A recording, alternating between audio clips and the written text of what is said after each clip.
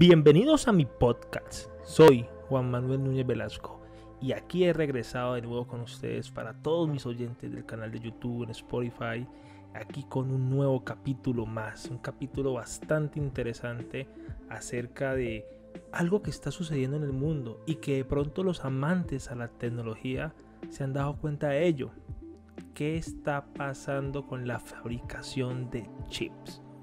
Los microchips, los procesadores. Hay una crisis mundial tremenda en este momento. Conseguir hoy en día tarjetas de video, por ejemplo, es súper complicado. Es muy complejo. Y las que hay están prácticamente a un precio abismal. Podemos traer a colación una tarjeta, una Nvidia GeForce 1660, que en su mercado pues era muy inferior a lo que está ahorita. Ahorita tenemos precios de 2.800.000 a 3 millones de pesos una tarjeta de video 1660, que en su momento los amantes de la tecnología saben que este no es el precio convencional. Y no solamente nos vamos por el tema de las tarjetas de video, los teléfonos móviles, el retraso que ha habido en el mundo en el 5G. Y son noticias que no salen a flote porque son noticias que de verdad están haciendo temblar a muchas potencias mundiales. Estados Unidos, por ejemplo. Y miren que esto radicó debido a que hoy en día el 30% subió de demanda en los chips. ¿Cómo así? Claro, hoy en día hay más demanda que la oferta. Y el hecho de que haya un desequilibrio en demanda y oferta hace que no haya la capacidad de creación y fabricación de estos chips. ¿Y cuál fue el causante de todo esto? Bueno, hay múltiples factores. Desde factores de salud, que ya saben ustedes para dónde voy, hasta factores sociopolíticos, históricos, que ahora empiezan a traer mucha repercusión en el mundo. Iniciamos con el tema de la pandemia.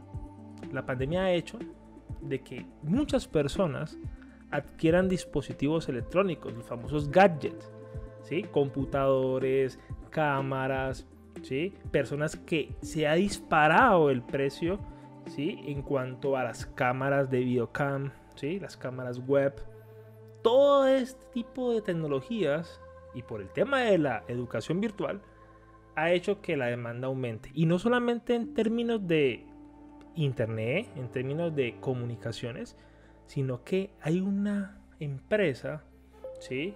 Y que obviamente lo estoy mencionando en singular, que es la industria manufacturera.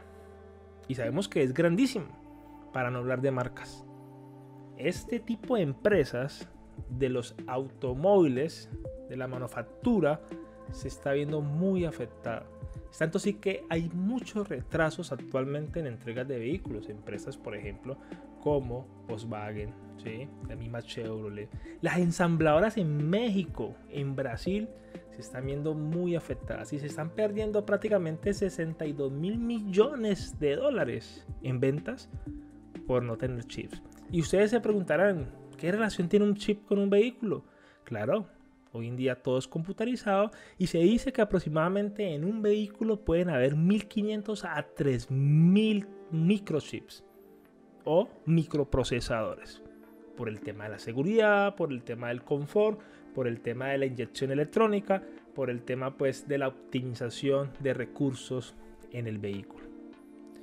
Y si nos vamos para muchas otras industrias, el sector de la salud, el sector por ejemplo internet, ciberseguridad, el sector, por ejemplo, de equipos, ¿sí? Para el tema de construcción, creación de materiales, todo se ha visto afectado, por donde queramos verlo. Carros autónomos, Tesla se ha visto afectado. Entonces, esta crisis mundial, en este momento que estamos viviendo, de los chips como tal, ha hecho que se esté generando mucho ruido y empiece a ser un detonante de una posible, ¿sí? Recesión económica mundial. Y no solo por pandemia, porque ya lo estamos viviendo, sino que mundial. Sabemos que el colchón que tienen muchos países hoy en día en el tema económico es grande. Y la pandemia los ha afectado, claro. otros más, ¿sí? Que se han salvado un poco. Pero este tema de los chips, de la escasez de chips, nadie se salva. Porque la electrónica está en todo.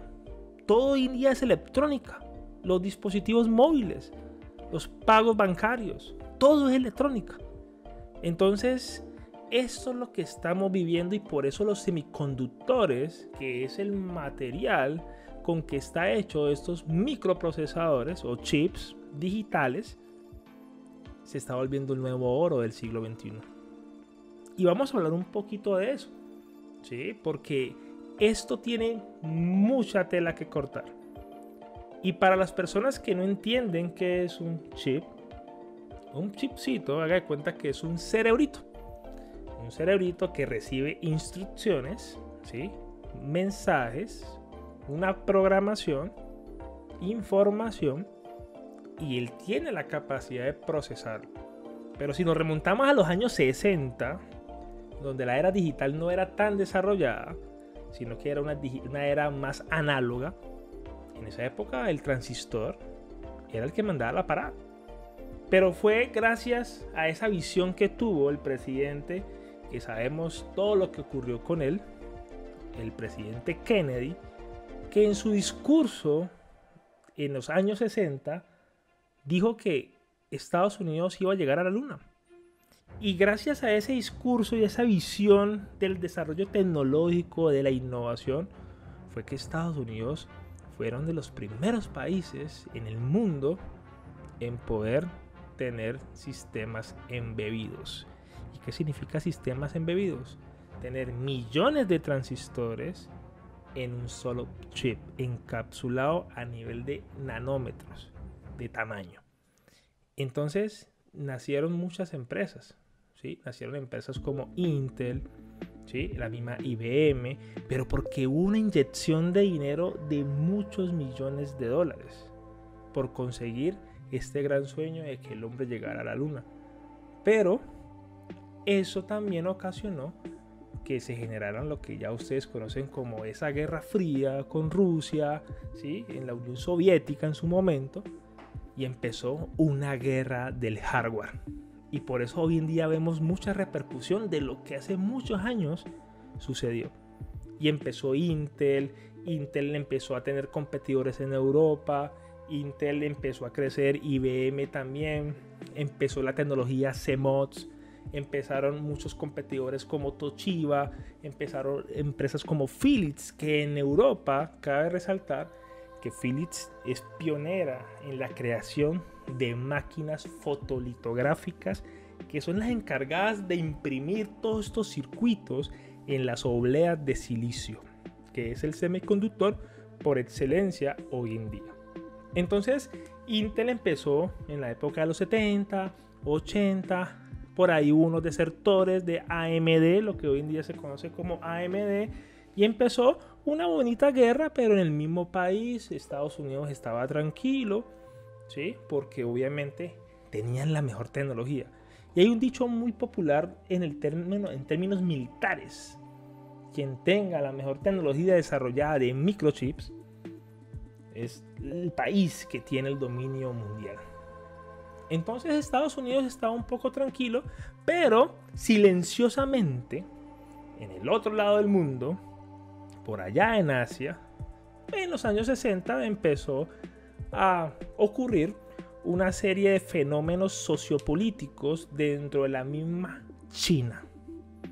China, como en todos los países actualmente, existen partidos políticos. Está la China comunista y la China demócrata.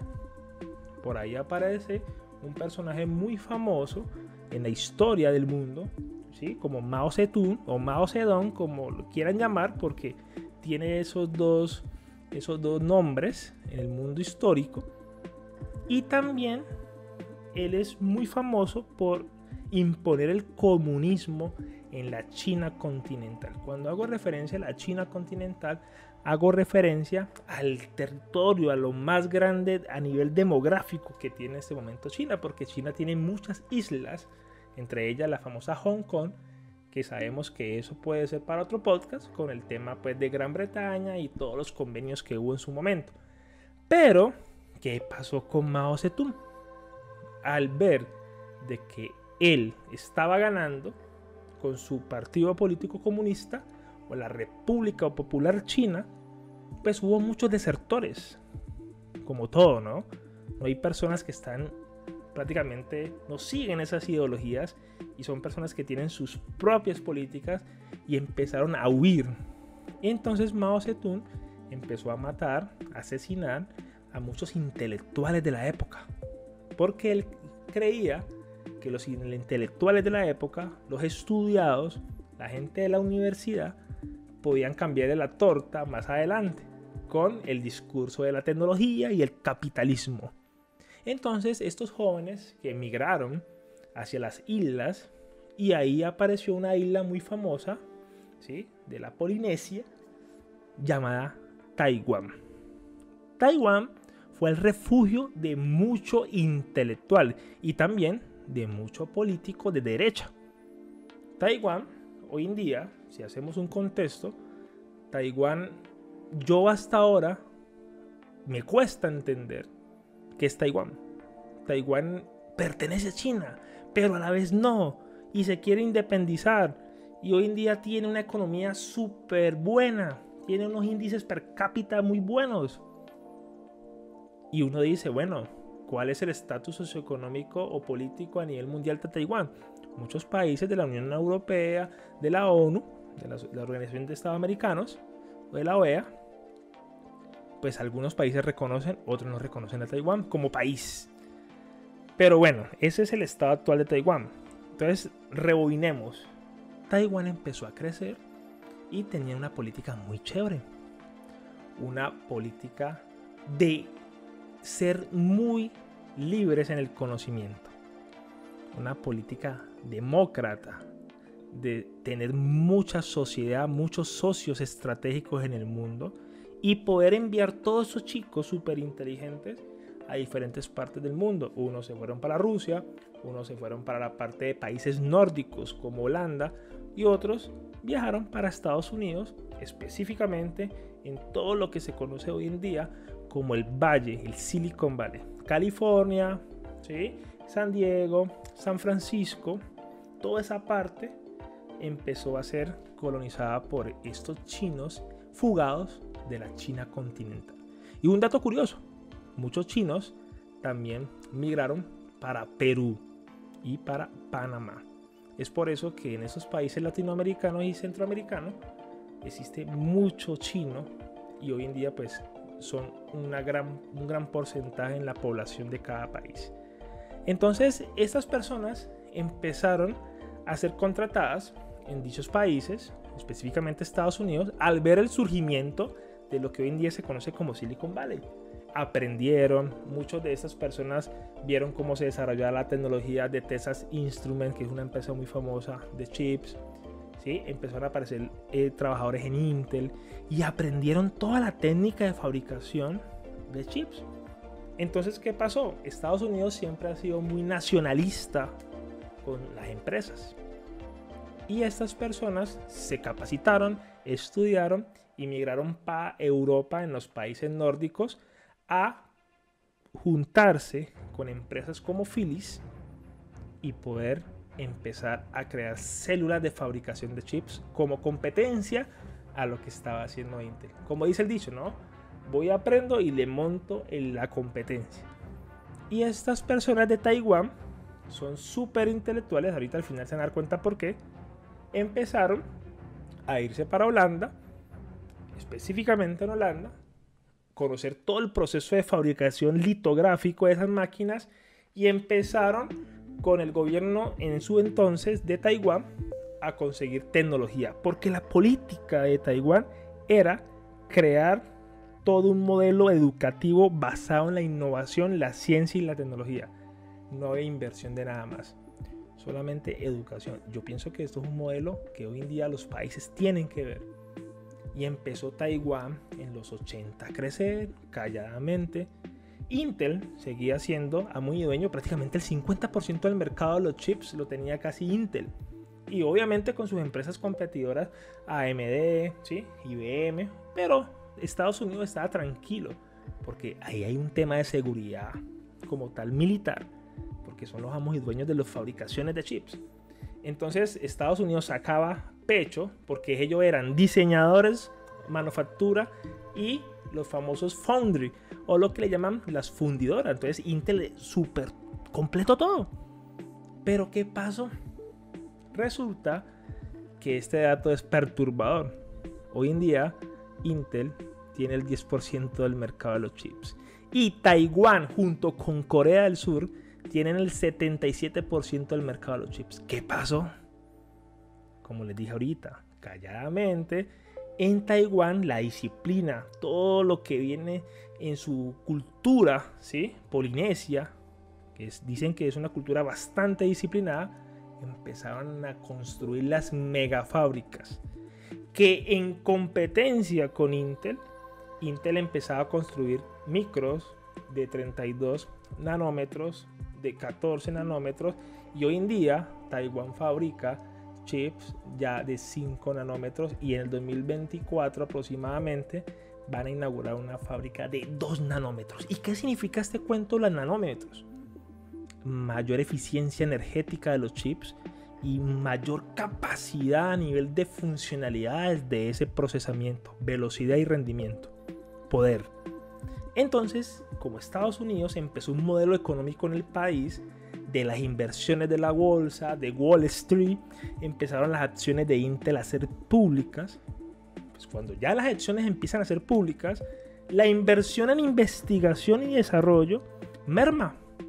Pero Intel empezó a sacar sus modelos del Dual Core, los Core 2 Duo, ¿sí? El Core i3, Core i5, Core i7, el Sandy Bridge, el Ivy Bridge, muchos micros conocidos, ¿sí? De Intel. Pero ahí está la razón de por qué hoy en día hay una escasez.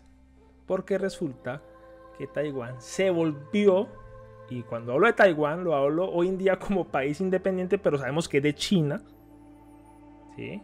A nivel político, se volvió como el fabricante número 1 en el mundo. Y específicamente, ¿qué empresa? ¿Cómo se llama esa empresa?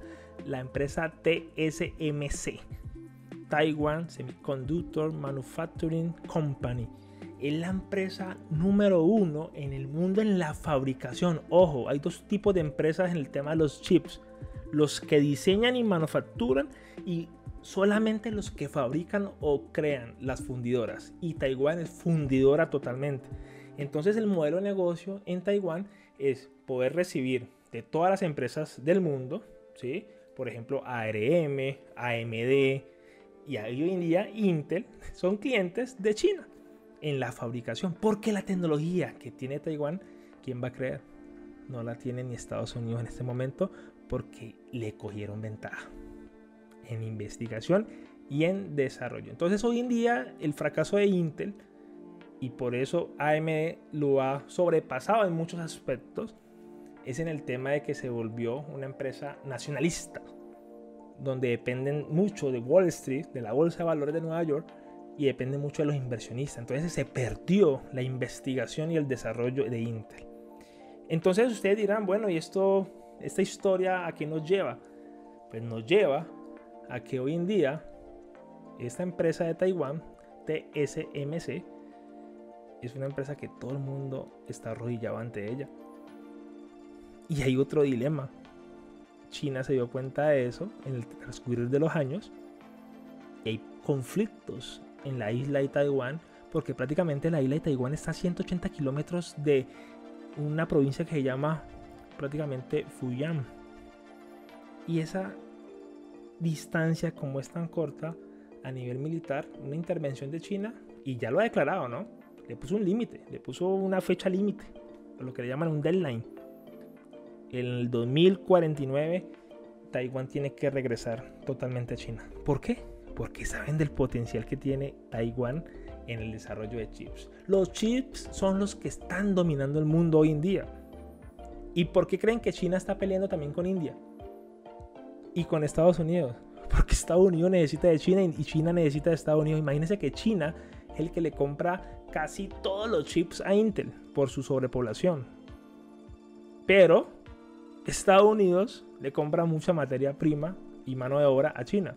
Entonces, cuando estaba Trump, que el bloqueo de Huawei, que no sé qué, eso en realidad afectaba a los dos países de cierta forma. Biden, en su política de estos años que ha iniciado este gobierno, sacó una buena ley de poder crear empresas manufactureras nacionales y invertir miles de millones de dólares en volver a recuperar la industria de los semiconductores. Pero es tanto dinero que dicen que el rezago tecnológico con respecto a Taiwán se va a demorar mucho. Y es tanto así que están evaluando que es mejor seguir subcontratando a esta empresa Taiwán que invertir tanto dinero. Es tanto así que ya hay 12 mil millones de dólares invertidos en una planta de TSMC en Arizona. Entonces, todo esto ha hecho que el mundo nos preocupemos por la pandemia. Sí, porque esa es como la noticia prácticamente número uno en todos los noticieros cada día. Pero hay una guerra silenciosa en el tema de los chips. No hay chips. No hay chips.